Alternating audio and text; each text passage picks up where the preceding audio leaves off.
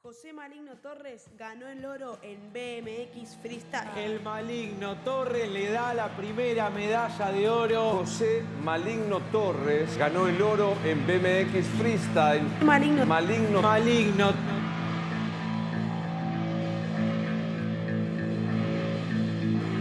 Agarraban los primeros cuadros de esas plegables y le soltaban un caño y empezaban a andar con esas, que a los pedalines le ponían un pedazo de manguera con unas tuercas y eso era lo primero que había.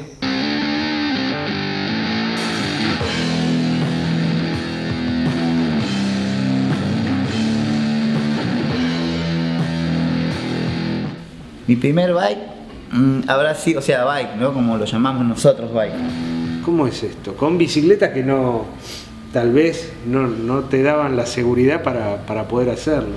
En aquel entonces era un poco andar con lo que podías conseguir. No tenían la resistencia, era terminar, yo volvía a mi casa a la noche y a enderezar el cuadro contra la pared para poder tener bicicleta al día siguiente. Empecé con una marca Rosselli, me acuerdo.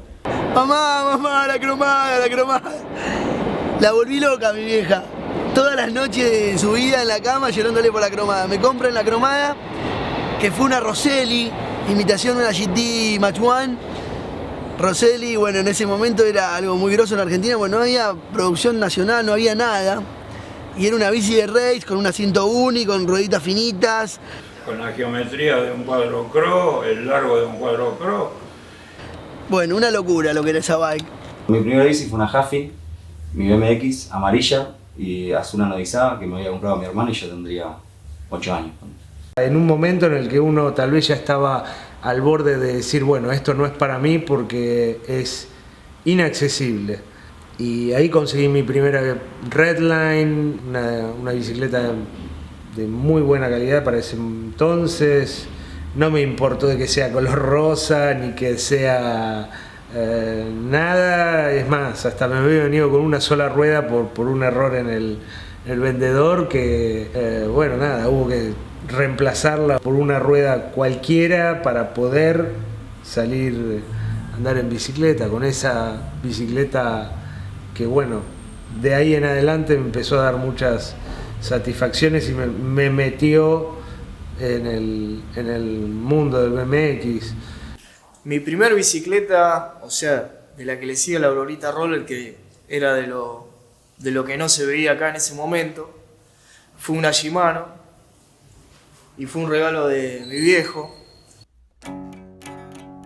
Digo, no había alguien que empezó antes que nosotros, con los nombres que te puedo tirar, como Tato. Era juntarnos los fines de semana y empezar a probar algo. ¿Cómo es esto? Como Brian, como Oscar, que hoy en día, por ejemplo, Oscar yo sé que no anda en bike, anda en skate. Bueno, pasan las mejores familias.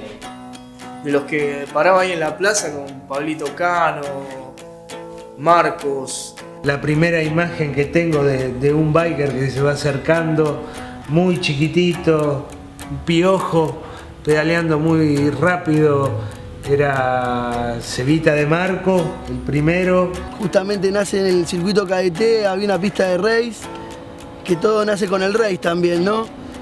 Y así empezamos a conocer gente que hacía race, pibes con mucha onda, como te cuento Matías. Matías era una persona muy adelantada, que el padre y los abuelos eran los dueños de la fábrica de Saavedra, con Miguel Camauer, como te decía Matías, Camiño, Darío, Conrado, Pelela Facundo Arce se llama, fue un influyente muy grande del freestyle. Ese chico, Facundo Arce, Pelela, fue el descubridor de uno de los mejores bikers de Argentina, que es Brian Bustos. Y ahí se empieza a crear una crew que se llama la BMX Band. No sé, yo calculo año 83, 84. Conozco un grupo de chicos de un poquito más alejado del centro de Quilmes, que era donde yo me manejaba. No sé, en esa época estaba el Colo Varada, Carlitos, gente de acá de la escena de Quilmes. también ellos interesados en el tema del skate y del BMX. La primera época, también bueno, había otro grupo más que andaba en skate, pero yo siempre enfocado en el tema del BMX, mientras que los otros tal vez por fuerza mayor o por gusto se alejaban del BMX y se acercaban al skate. Al principio fue muy difícil, ¿no? Porque ya te digo, tal vez éramos 5 o 10 los que nos juntábamos en esa barra y tal vez había bicicleta o skate para 2. En realidad la empecé como en el año 86, 87. Uno de ellos fue, bueno, Pablo Cano, otro Marcos Bailey, Marcelo Cento, mi hermano Matías Gómez. Y ahí me empecé a juntar con los pibes de la pista de bicicross, empecé a ir al Polideportivo Chacarita, ahí que lo conocía a Leandro Hernández, un montón de gente, al Negro Gómez, ponerle que en esa época era una figura terrible, y a Miguel Camauer, al Gordo Oscar. Empecé a conocer a mucha gente que arrancó como en el BMX, ¿viste? Yo arranqué en el BMX, porque me copaba la pista y tirarme a 400. Y ya como en el 85, uno de los pibes que era el más destacado, que era Alejandro González, que pues fue muy buen rider en todo lo que anduvo. Que éramos el Príncipe, Jaime, yo y Víctor, que ya no está más ese amigo. Bueno, esta pileta nos ayudó a todos los chicos a que podamos, no había una rampa con fómpito, con goma espuma. Vos venías allá a los pedos y encarábamos acá una rampita, salíamos volando. ¡Hace fría! Para arriba hacíamos cualquiera menos backflip. Nicolás Mayo hacía una que era buenísima, se llama Superman, pero no Superman agarrando la bike. Venía a los pedos, salía disparado para arriba volando. Caía a la mitad de la pileta más o menos, una cosa de loco. Bueno, al principio los lugares donde practicábamos eran muy limitados. Y era muy difícil el tema de los mini ramps, como por ejemplo el de Ciudad Universitaria, que fue un sitio donde anduve muchísimos años con mucha gente. Era complicado porque esa rampa era de skaters y en realidad no nos permitían andar ahí. Durante todos esos años no hubo un sitio propicio que fuera para bikers y puedas andar tranquilamente para practicar. Eso fue muy complicado.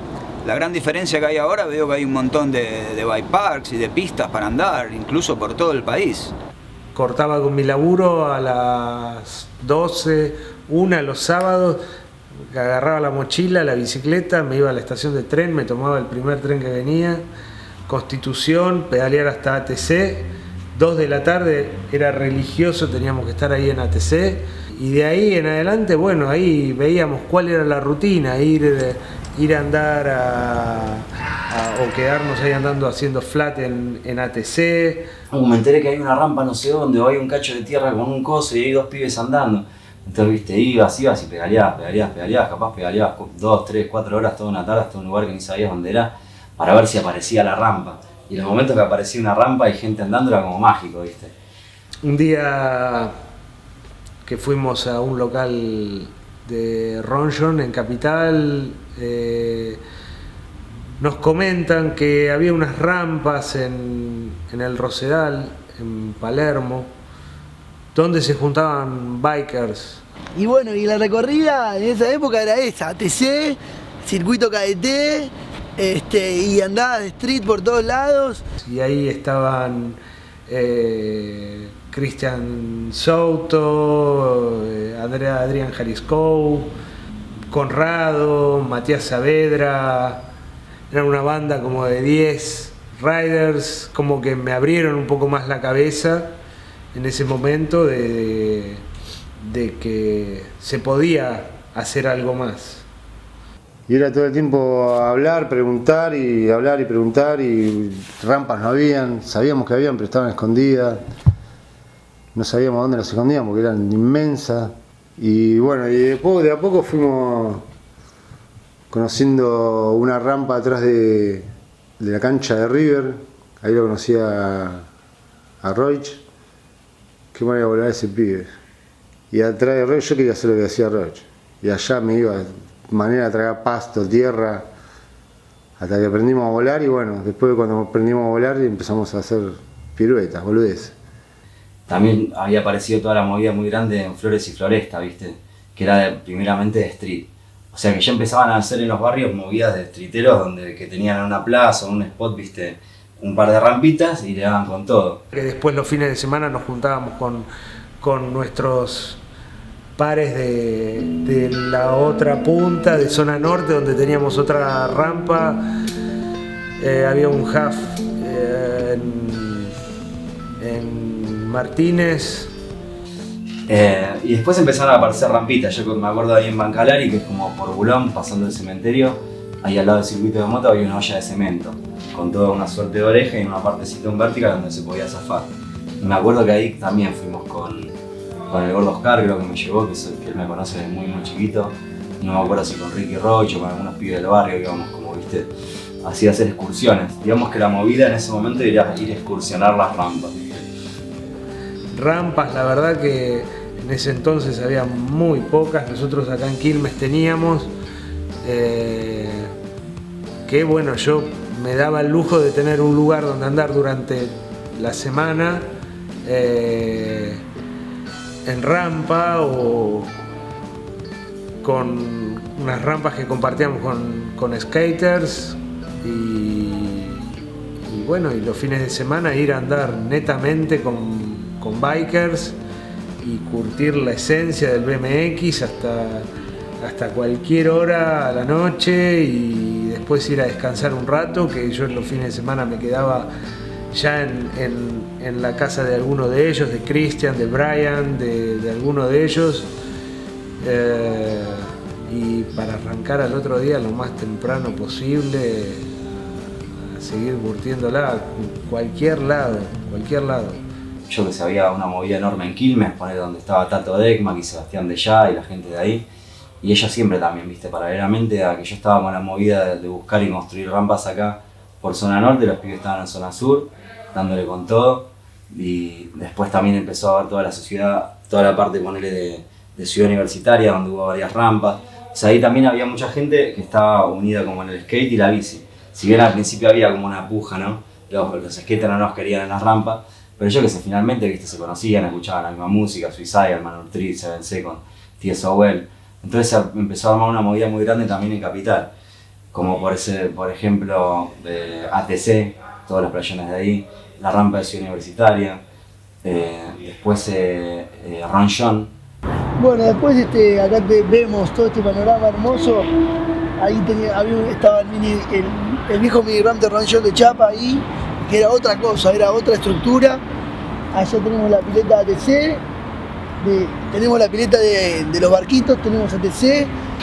Ya un par de amigos habían sacado backflip. Y yo digo, loco, lo tengo que sacar. Y vengo en caro, nada. Tiro, caigo de espalda, nada. Me voy a la carrera, hacia una carrera y miro al cielo y digo, Diosito, por favor, ayúdame a bajar esta prueba que para mí es muy importante. Es algo muy grosso. Vengo a los pedos, salgo, boludo, giro el backflip. Cuando entro al agua y lo bajé, todos mis amigos gritando, ¡no, lo bajaste! Yo sentí que me habían girado las manos de Dios, loco. Ahí medio que empecé a creer en Dios de verdad. Y bueno, teníamos points todos muy cercanos. Después estaba la crew de River, que paraban en el Pampernick de River, que era Ricky, Donka, Matías Miguel, ¿no? Bueno, y un montón de bikers más que andaban con ellos. Y bueno, después a medida que van pasando los años se fueron uniendo las crews, se fueron uniendo la gente de ATC con la de River, por la construcción de pistas de bike, ¿no? Como mini ramp, como Jambox, en el KDT. Ahí yo creo que hubo una gran unión de bikers con la armada de la pista de RPM. No es que era desunido, pero bueno, cada crew, cada barrio tenía su banda. Nosotros éramos los de ATC y ellos eran los de River. Y ahí, mágicamente, Leandro Hernández, por una movida de la madre, consigue la rampa de obras sanitarias, la mítica rampa de obras blanca. Y ahí laburando entre un montón de gente, que ya no me puedo acordar quiénes eran, pero seguramente Tato, Roy, la gente de Quilmes, como que unamos, viste, toda una patota, la juntamos lo más fuerte posible y en lo que después fue la pista de bicicross de Olivos, armamos la rampa de obras, que previamente Leandro Hernández había hecho una movida y la había metido en un club techado ahí al toque, pero eso había durado muy poquito. Pero esa rampa, como eran bloques, que había estado guardada en obra, no sé, como 10 años, la pudimos volver a armar, ¿viste? Y la armamos frente al río. Y ese fue un spot de la requete putísima madre. Fuera de eso, siempre quise tener mi lugar acá en la zona donde pueda entrenar a diario. Y yo tuve la posibilidad de que mi viejo tenía un galpón donde en un momento estuvo desocupado y durante ese tiempo, eso duró algo así como 2 años, y tenía un galpón con unos quarters gigantes donde nada, me metí ahí todos los días al mediodía y nada, hoy tal vez lo analizo y una locura, ¿no? Porque iba solo con mis Walkman y a entrenar solo en un galpón cerrado con llave, que si me pasaba cualquier cosa nadie se iba a enterar porque estaba ahí solo. A veces, bueno, coordinaba con esa new era que se acercaba, que bueno, a la salida del colegio de ellos venían también a practicar a este lugar, ¿no? A este galpón, y bueno, la verdad que se armaban sesiones interesantes.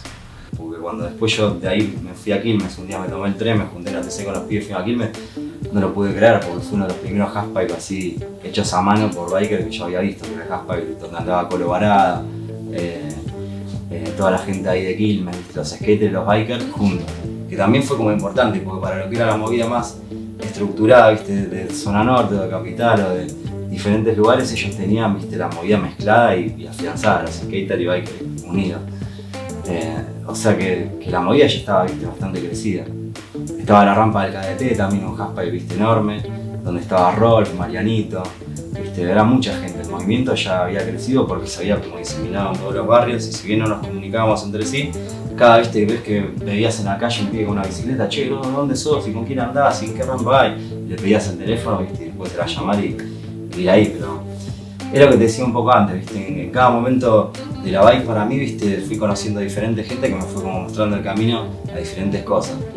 O sea, el primero que me enseñó cómo desarmar la caja pedalera, hasta Tato que me enseñó a armar ahí el camarilla, hasta Nico Maya que me enseñó cómo, ¿viste? A hacer mierda la calle. O en obras, ¿viste? Verlo a Brian, a Ricky Roach, ¿viste? Empezar a zafar y yo tratar de imitarlos. O sea, yo qué sé. Una persona importantísima también es Cevita. Cevita en su momento, que lo conocí ahí en el KDT, me enseñó que la bike también puede ser divertida, viste, que no tenía que ser algo serio, viste, y magnánime y pseudo, viste, secto. O sea que te podías cagar de risa, él nos hacía cagar de risa a todos, viste. Cevita era el bufón de los bikers y, viste, hacía sus pruebas y, viste, al principio era como que se trataba de meter porque él era mucho más chico que nosotros y además era más bajito, parecía, viste, mucho más chiquitito. Y Cevita, viste, se convirtió en uno de los corazones de la bike muy rápido, viste. ¿Usted qué filma acá? ¿Ya ve que no se puede? No era que había circuitos de street jump preestablecidos, sino que se pedía un predio, viste, y caían las camionetas, viste, las F100 o lo que se podía, se montaban las rampas así nomás, o los alambrados, y salías andando. Y había mucha unión de mucha gente, viste, ya empezaba a comenzar a andar gente de otros lados. Y loco, hay una cosa que es increíble del biker, que es la hermandad, de que vos ves un pibe arriba de una 20 y ya es tu hermano, ¿entendés? Como que antes era un puro estilo así más salvaje, y era como ver quién era el loco, y era como un estilo de vida aparte, era no bajarse la bici y ir para todos lados, y no bajarse la bici así, la verdad que digamos, lo hacíamos porque lo llevábamos en la sangre. Nos salía de adentro subirnos a la bicicleta y tratar de hacer lo que nos salía. A los golpes, como sea, pero era tener ganas de... Lo llevábamos, no me bajaba de la bicicleta, era llegar del colegio, subirme a la bicicleta y no volver hasta que se hacía de noche, todos los días. En un momento uno piensa que, tal vez cuando es chico, que es uno, viste, el que genera las cosas, pero ahora que uno es un poco más grande se da cuenta que que todo tiene que ver con la gente que fuiste conociendo y que te fue abriendo la cabeza. No solo que te digo que era un deporte, sino era un estilo de vida. Alguien lo podía tomar como que era un chico jugando en una plaza con una bicicleta. Y uno ya estaba pensando en que era algo más, ¿no? De que era un deporte que quería desarrollar y que quería crecer en ese ámbito. Hasta te diría que toda la gente que te veía de afuera te decía, qué loco que estás, qué bicicleta tan chica, qué haces ahí arriba, no entendía nadie nada. Y entonces, al ser tan prejuzgado y tan señalado, todos estos pibes tenían una personalidad muy fuertes. Y los bikers de antes, todo lo que yo te voy a nombrar, que son los que me criaron a mí, eran personas increíbles con una fuerza muy grosa y una personalidad terrible, porque más allá que era un deporte, era una especie de pandilla, era una especie de crew. Jaime tiene la virtud de siempre fuma y fuma y fuma, no para de fumar cigarros. Y me acuerdo que se puso un casco y dijo, ¿ustedes querían ver un backflip? Se puso un casco así, con el cigarro así, dropeó el quarter y nos tiró un backflip así en el jumbo y no lo podíamos creer. Cayó así de punta, pero la idea que lo había girado y no lo podíamos creer. Así que ese lo llamamos como el backflip one seca, porque Jaime tenía la locura de saltar en la bike y dar la seca así en el aire y hacía esas locuras. O sea, cada uno tenía su locura. Viste, éramos como una suerte de bandada, viste, yo qué sé, como de pandilla, viste, traviesa, yo qué sé, éramos vistos como los pibes traviesos del barrio, viste.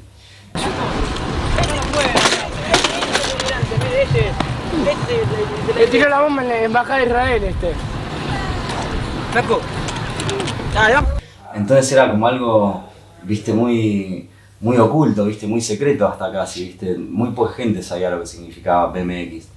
Lo que me fue abriendo la cabeza y pudiendo aprender a disfrutar y a compartir este deporte o este estilo de vida o esta pasión fue encontrarme con cantidad de gente que me fue enseñando el estilo de vida, justamente, no solo los trucos, sino cómo encararlo, viste, o sea. Y bueno, de ese momento yo creo que, bueno, ahí fue el puntapié para decir, bueno, acá está la punta, acá está el lugar donde yo tengo que estar, con la gente que me tengo que mover y bueno, y ser parte de eso que también estaba recién comenzando. O sea, Nicolás Mayo me enseñó otro estilo de vida, viste, de lo que es la bike, que ya no era lo que todos pretendían que sea, sino lo que realmente vos querías que sea la bike. O sea, fue una manera de reinventar, viste, la persona arriba de la bicicleta, mano de que no te importe realmente nada, ni si tenías una bici buena o mala, o cubierto o no cubierto, frenos. Con Nico era salir a la noche a destruir y destruir y destruir calles y paredes. Las dos ruedas me enseñaron mucho. De las dos ruedas se sostiene mi familia, se sostiene mis ideales, mi ser. Tengo todo mi entorno, la música, mis amigos, mi mujer hoy en día, la conocí gracias a mi bicicleta. Se me pinta un lágrimo. Y era la verdad que bastante roots. Y no solo andar en bici, era hacer quilombo en bici, que siempre los veías en algún quilombo, que no sé, o habían entrado a una verdulería y se llevaban todo así con la bike, o agarraban huevos de acá cerca de una huevería y al colectivo que pasara, colectivo que tiraban huevos para adentro y colectivero que te corría por todos lados, que a veces se ponía heavy y escapaba con todo porque te mataban. Hicimos hasta que cambiara el recorrido de un colectivo, el quilombo que habíamos hecho con la bike y todo. En el 88, 89 creo que fue donde se empezaron a hacer los campeonatos. En una fecha salió una competencia en la tele que se llamaba Roll Star. En uno de los campeonatos que yo te contaba de un campeonato televisivo, se llamaba Roller Star. En esto que es la final del primer campeonato de freestyle en pista cubierta de la televisión argentina. Que fue donde todos nos hicimos tal vez un poquito más conocidos con Roller Star en Canal 9, nos sentíamos importantes, un canal de televisión nos venía a buscar para que formemos parte de un programa que salía los domingos a la mañana. Íbamos a grabar los domingos a las 8 de la mañana, 9 de la mañana. Lo que sí que era el campeonato no era como lo divertido de esta época, que uno se encuentra con gente de todas las provincias, digo, mis contrincantes, ¿no? Digo, los chicos que corrían contra mí, digamos, eran los que el fin de semana salíamos a andar juntos, desde ya. Y me citaron en ese programa para que salga de jurado para la parte de BMX. Y bueno, era en ese momento ese programa era un fútbol porque no se veía nada de lo que era freestyle, BMX, todo eso no se veía nada más que en la calle, no había un programa, no había nada. Y bueno, y ahí empezaron también otros campeonatos que se hacían al principio en San Antonio de Padua, que no sé cómo llegábamos hasta Padua,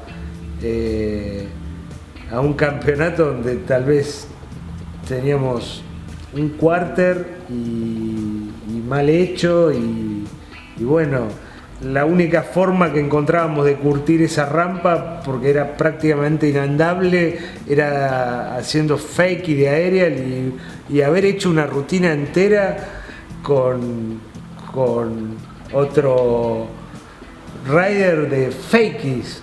Principalmente el campeonato era de flat, que había muchos flatanders en un principio. En mi época vos te inscribías en overall y en overall promediabas los mejores, o sea, lo mejor en street, en flat y en vertical. Bueno, después cuando lo conocimos a Brian, que lo conocimos en el Estadio de Obras, Brian Bustos Seraín, que era un capo que ya en ese momento volaba un montón y siempre con su style iba con sus bermuditas apretaditos así y en cuero, con fisicoculturísticamente planchando la bicicleta. Siempre el que le hacía la competencia, un capo, era Pajarito, que era Cristian Souto, y estaban los dos ahí compitiendo cuántas baldosas podían hacer de hand five o cuántos milímetros más podían ir zafando. Era como una competencia pecho a pecho entre ellos dos que era muy divertido vivirla, pues ya estaban en unos niveles que casi ninguno alcanzaba en ese momento. ¿Cuántos piques de PK-Rip, de coso, cómo se llamaba? Miami Hooper Hop Hop, sin manos hacían, viste?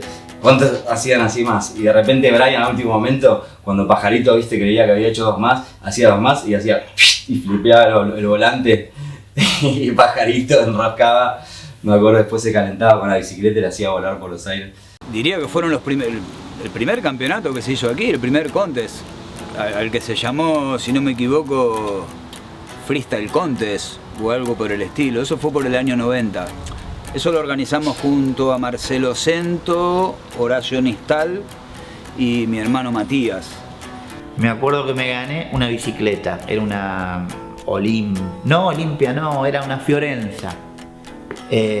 Una Fiorenza que la vendí y me acuerdo que saqué 2.800 australes.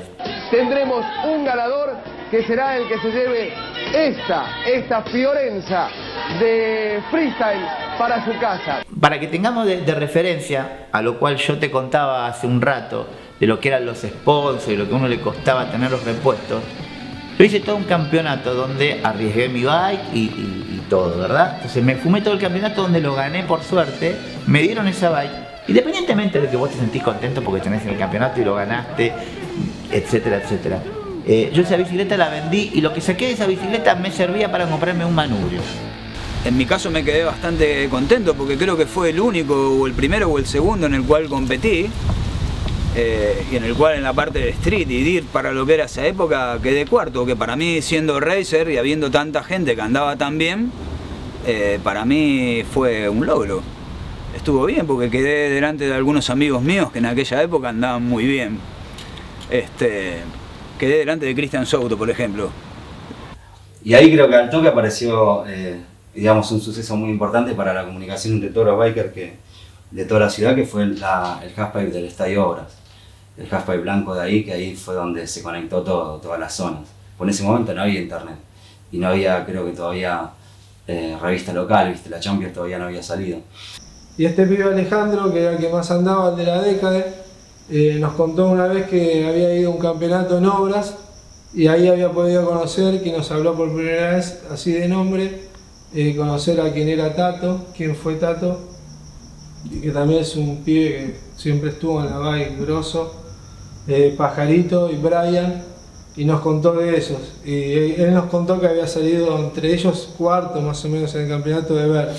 Y empezaron como a haber más gente interesada, tanto de marcas tal vez, que puedan decir, bueno, acá hay una movida con este tema. Bueno, se había hecho un primer campeonato ahí en Obras. Nosotros ya aparecíamos con nuestra camiseta de nuestro sponsor, que era muy importante en ese entonces. Y bueno, y demostrar lo que podíamos hacer sobre una rampa o sobre en flat. Ponele, me acuerdo mucho del primer campeonato del KDT, que ahí, digamos que también había aparecido toda la movida muy grande en Flores y Floresta, ¿viste? Que era primeramente de street. O sea que ya empezaban a hacer en los barrios movidas de streeteros que tenían una plaza o un spot, ¿viste? Un par de rampitas y le daban con todo. Ponele, la gente de Floresta era Marcelo Cento, después Horacio Nistal, Nahuel Gómez y el hermano Mati Gómez, gente, viste, muy muy buena, que en su momento tenían una Traffic, una van y tenían una rampita, viste, iban a todos lados por Floresta y destruían. Y nada, lo recuerdo con cariño, estuvo muy bien, porque en realidad fue una cosa hecha muy a pulmón y de la gente que había, que no había nada, y fue lo que pudimos hacer y la verdad que estuvo genial. Yo creo que de la mano de eso salieron otras cosas. De hecho, de las pocas rampas que habían quedado para esos campeonatos, que creo que llegamos a hacer 2, se las terminamos cediendo a lo que fue después el RPM, que eso estaba organizado por Ricky, Matías y Pablo. Lo de los campeonatos de street, viste, se fue como armando desde lo más chiquito a lo más grande después, de acuerdo a los lugares. También no era que había circuitos de street ya preestablecidos, sino que se pedía un predio, viste, y caían las camionetas, viste, las F100 o lo que se podía, se montaban las rampas así nomás, o los alambrados, y salías andando. Tengo una sobrina, la hija de mi hermano, que tuve unas peleas con mi cuñada porque la llevé a correr bicicross. O sea que la llevé yo, cuando se enteró ella que tuvo un par de golpes, caídas, y me echaba la culpa a mí que yo la había llevado a correr bicicross, y mi hermano que también le metía ficha.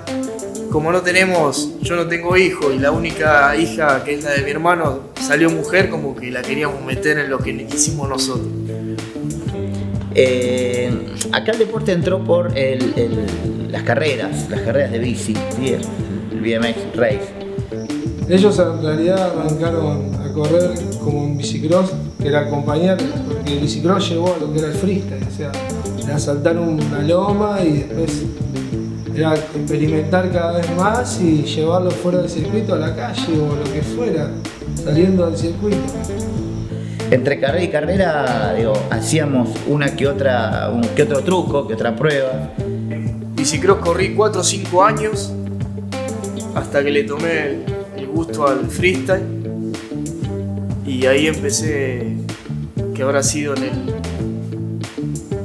el 88, 89 por ahí, que empezamos a parar en la Plaza Irlanda y empezamos a hacer freestyle, salto y todo eso, hasta no sé, es el día de hoy que sigo saltando. Fue como que lo separé en 2 partes, ¿no? Porque una parte era la parte de correr en el race y lo otro era el freestyle, que estaba un poco menos visto en realidad.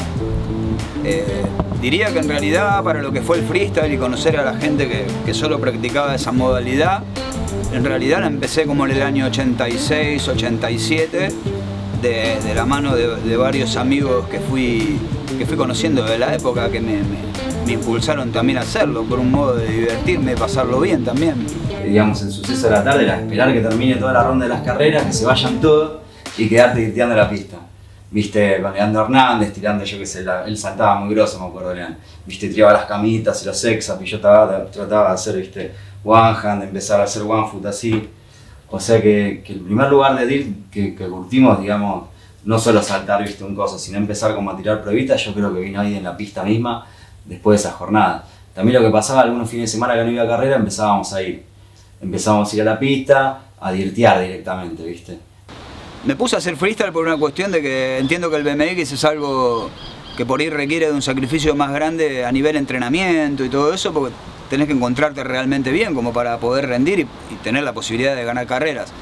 En el caso del freestyle es lo mismo, pero siempre me pareció como mucho más relajado, no sentí esa presión, me pareció algo como incluso más divertido. Por el hecho de que, no sé, no lo veo como una competición, era más de una práctica a la cual nos festejábamos entre todos, el hecho de bajar una prueba nueva o lograr algo nuevo. Eso para mí fue algo que me impulsó más a practicarlo. Me pareció algo como más de amistad y de compañerismo para con los chicos que andábamos en esa época. El campeonato que se hizo en obra sanitaria, en una rampa que habían plantado un halfpipe muy grande para ese entonces, dentro del estadio de obras que estuvo durante todo el verano, donde aprendimos un montón, donde conocimos gente nueva, donde gente del BMX Race se acercó al BMX Freestyle. Tenía como cierta diferencia. Lo que me gustó del freestyle, del street, del dirt o de todas esas modalidades, precisamente es eso, me sentí como más libre y menos presionado para poder practicarlo como yo quisiera. Y todos sabíamos hacer un poco de todo, ¿no? Todos sabíamos hacer un poco de rampa, todos sabíamos hacer los trucos de flat, todos éramos overall, había que ser overall antes para ser alguien, ¿no? Dentro del ambiente del BMX. Fue como que ahí recién me centré por ahí en practicar pruebas y todo esto. Hubo como varios bikers, amigos, que fue como que me incentivaron en cierto modo. No sé, en el caso de lo que puede hacer el vertical o todo eso, recuerdo que en aquella época los que destacaban así de manera muy fuerte eran Tato Dekmak, Brian Bustos, Sergito Chutsurian. Donde ya se empezó como a mataquear un poco la historia.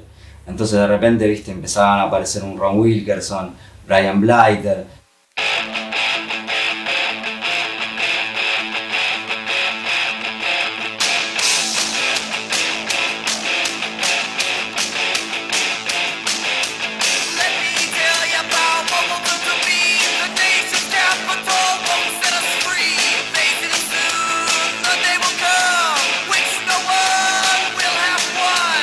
Que fue mutando ahí, de racers haciendo freestyle empezaron a aparecer los freestyleros mismos o los streeters.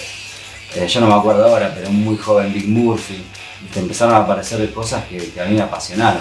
¿Viste? De repente el tema de los nervios, de la carrera, del partidor, del semáforo, del clean, ¿viste? Se transformó en libertad. La verdad que eran momentos buenísimos. Y era ir ahí al polideportivo, pasar todo el día de la carrera, ¿viste? Comer una hamburguesa, yo que sé, pasarla bien, era una vida muy sana. La verdad que sí. Independientemente de que también era mucho más fácil tener una skate que una bike, porque acá no existía nada, digo, no existía la bike, la cubierta, la cámara, a ver si nos entendemos, no existía el cable de freno. O sea, a nosotros se nos rompía un cable de freno y llorábamos, porque no existía y lo pagábamos 17 veces más, me acuerdo, hasta el importe, 17 veces más para tenerlo, pero para tenerlo significaba encargárselo a una azafata y que venga, si lo conseguía te lo traía, y a todo esto pasaban 3 meses. Pero digo, ¿qué pasas 3 meses sin frenar?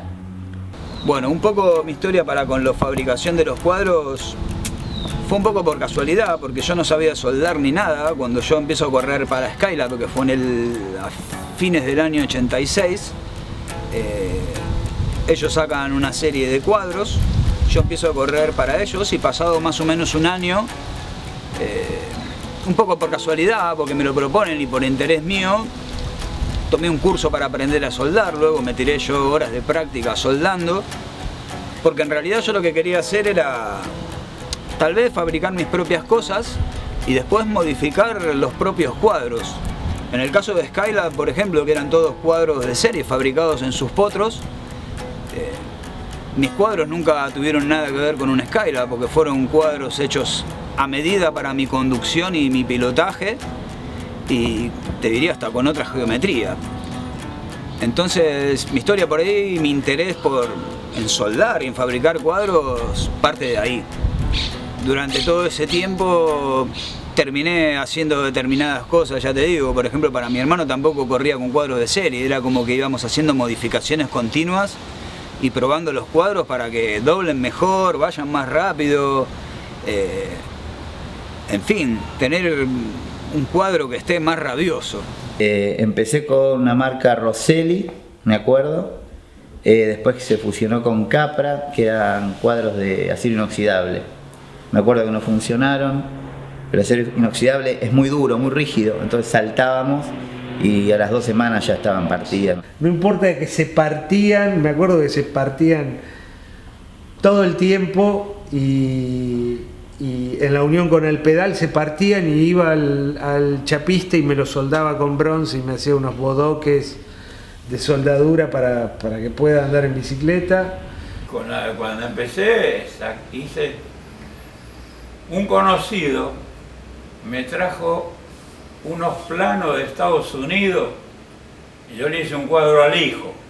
El hijo corría en cross, había un circuito acá en la calle, donde está el polideportivo, la cancha de Chacarita, acá ¿cómo se llama la calle? No me acuerdo. Y corríamos ahí, corrían los pibes. Y después empezaron a correr en el velódromo que está allá en la Costanera, habían hecho. Y Skyla se dedicaba a hacer eso, a vender, tenía bicicletería, no me acuerdo por dónde. Y bueno, en base a ese plano le hice el cuadro. Y después empezó a correr la bolilla, ¿viste? Y empecé a hacer los de cross de competición, no los cross que son los pibes, que son así cortitos. Con la geometría de un cuadro cross, el largo de un cuadro cross. Y bueno, se enteró ese Skyla, no me acuerdo el nombre, el apellido que. Y le empecé a fabricar cuadros de eso. Y armaba las bicicletas y a lo mejor había pibes que venían a correr hasta con la plegable, pobrecito. Primeros cuadros de esas plegables y le soldaban un caño. Y le prestaba una bicicleta y empezaban a figurar, ¿viste? Y bueno, ahí le entraba a vender cuadros y yo le fabricaba cuadros. En San Martín estaba fabricándole cuadros. Los caños me lo hacía tubos especiales, ese que está ahí en la calle Usal.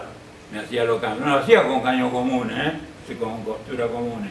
No lo hacía todo con caños retrafilados, ¿viste? Y de espesor que aguantara bien. Pero arranqué con eso en el año 81, 82, hacía un año o dos que estaba en San Martín ya.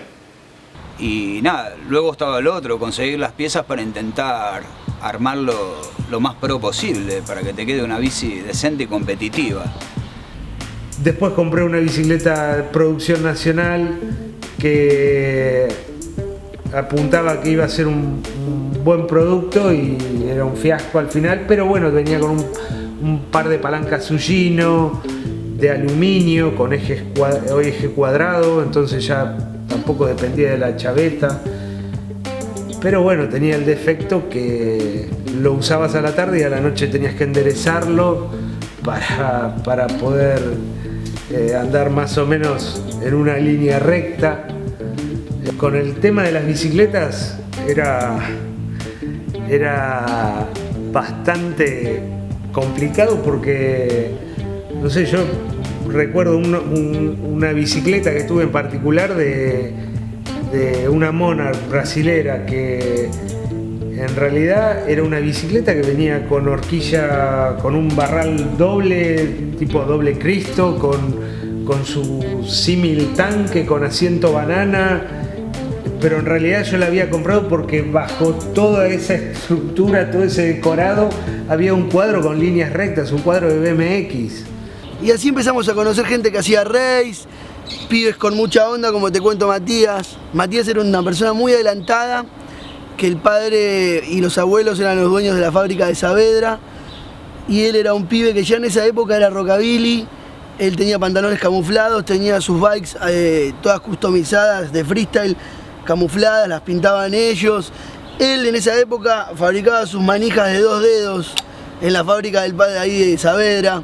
Agarraba unos frenos raros, los cortaban y los hacían de 2 dedos, que no existía un freno de 2 dedos, o sea, era una cosa de locos ver una cosa así, ¿viste? Uno de mis primeros trabajos, siendo así adolescente, con 16 años, fue en un bike shop, en Skylab, mismo por el tema de la dificultad de conseguir material y cuadros. Me puse un poco con el tema de la fabricación de cuadros. En el caso de Skylab, que me dieron un poco la oportunidad, empezamos a fabricar una serie de cuadros a los cuales en realidad copiamos la geometría de varios cuadros que nos gustaban, y empezamos a fabricar. Primero con los tubos convencionales de Hi-Ten y luego pudimos empezar a traer lo que serían los tubos de cromo molideno que solo se conseguían en Chile.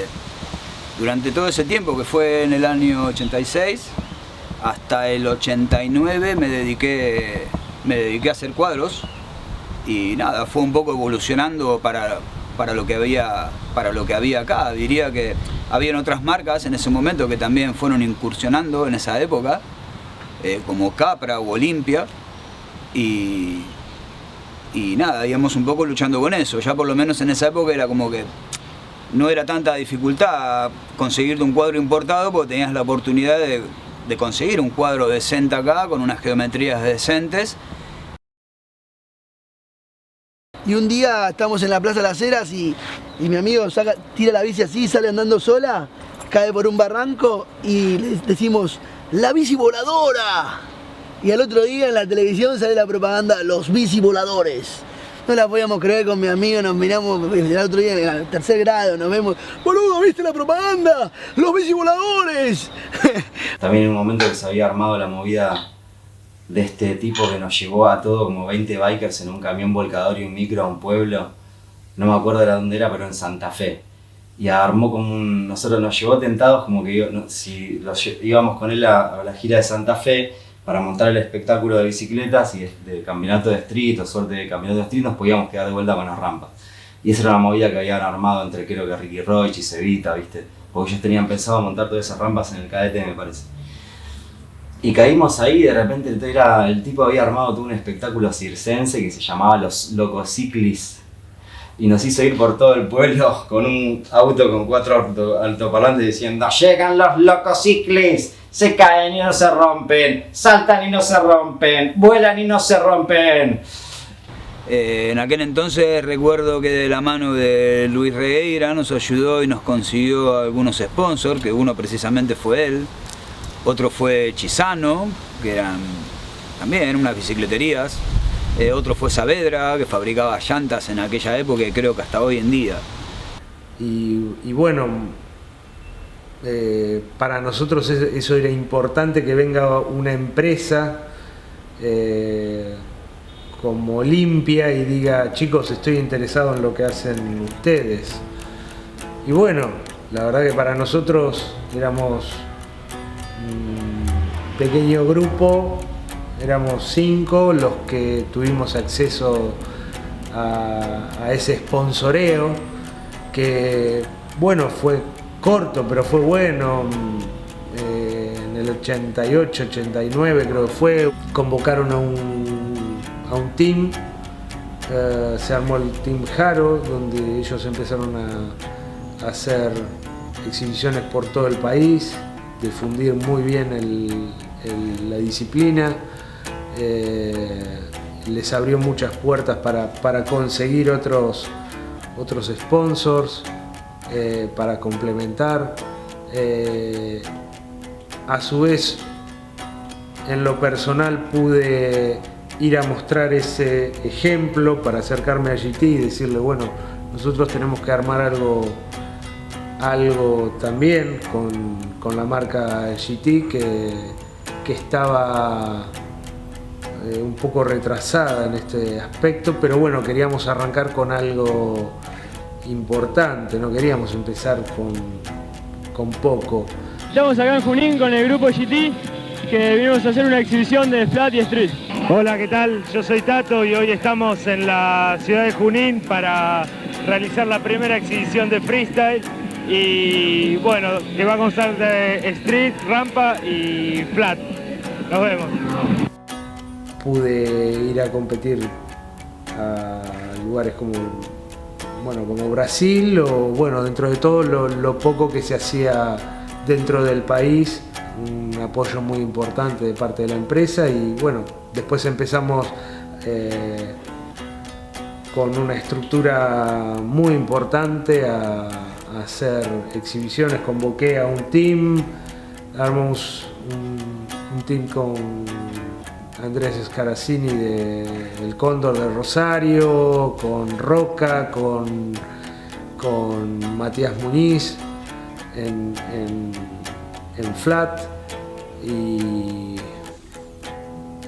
bueno, y ahí empezamos a hacer exhibiciones también. La verdad que fue una buena época donde empezamos a recorrer por todos lados, por Buenos Aires, por el interior del país, fuimos, la verdad que muy privilegiados en haber vivido esa época de expansión del deporte, donde vos tal vez ibas a un pueblo donde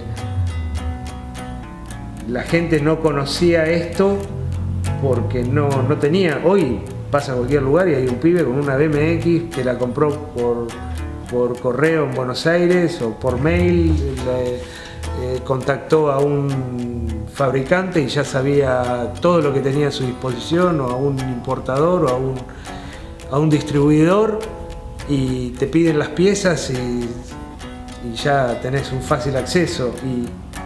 Y de la misma manera, una persona que está ajena al deporte tiene acceso a eso porque lo ve en televisión a diario, porque lo ve en internet a diario, y porque es masivo. Vos caías a un pueblo con un tráiler que era una rampa de 2 metros, casi 3 metros de altura, y con carpas, banderas, un jambox y un despliegue súper importante, música y saltos y acrobacias y backflip y 360 y flat, y la verdad que era algo muy impactante para la gente, que la verdad se armaba una movida muy, muy linda, que nada, llegabas como un don nadie y te ibas como un rockstar, viste, con gente que te iba acompañando hasta la ruta mientras te ibas. O sea, es divertido ver cómo va mutando todo. Y no sé si va mutando, pero van como volviendo los ciclos, como la moda de la ropa, y así lo mismo, viste, digamos, lo que es el desempeño de la bike misma. Yo que sé, en un primer momento los volantes gigantes que hacía Jaro. En ese momento imaginábamos que, al no haber mucho conocido eso en los saltos y todo, pensábamos que era tan difícil, o no sé qué era tal vez. Era el descubrir y ir probando y ver que te iba a solucionar y ver que no. Pero hubo muchos injertos en la bici de todo tipo para que se pudiera mejorar en todo sentido. La verdad que la bicicleta cambiaba muchísimo. Y después eso pasó de repente, en una época yo me perdí un poco de la bike, y de repente me cruzo con los pibes y los veo todos andando con unos manubritos así, y yo digo, loco, ¿qué pasó? ¿Qué me perdí? ¿Viste? Y los ejes gordos, y los ejes finitos, y los platos, y los tamaños, y la altura del asiento. La destreza de los chicos que andan hoy es también increíble, porque antes eran unos pocos que veías tal vez. A lo que hoy día, viste, es la bike hoy, que es como una mezcla, es una evolución, es el volante gigante, el asiento nada, las cubiertas gordas. Lo que capaz nunca cambió demasiado, creo, es la geometría de los cuadros, salvo en el principio, que los cuadros eran como muy muy cortitos. Creo que se mantuvo siempre lo que es, viste, la geometría, el largo de los cuadros, el ancho de los caños y la simpleza de lo que es un marco de bike. Y no sé, buscaban todas esas cosas, y o sea, que vi toda esa evolución y siento que está buenísimo, porque no ha crecido mucho, y los que están ahora valoran un poco eso, porque ven que es el esfuerzo de todos los que estuvieron antes, que hoy se sigue haciendo, y ha crecido un montón, y que ya de pasar a que te ponías todos cascos, pecheras, todo, ya estás andando con una gorra nada más, ni una protección, y vuelan como en aquel entonces, y hacen pruebas mucho más técnicas que ni se imaginaba uno. Más allá que antes había pruebas muy técnicas, pero ahora los pibes están haciendo cosas como que ya pasó a ser un atleta más el biker actual, considero.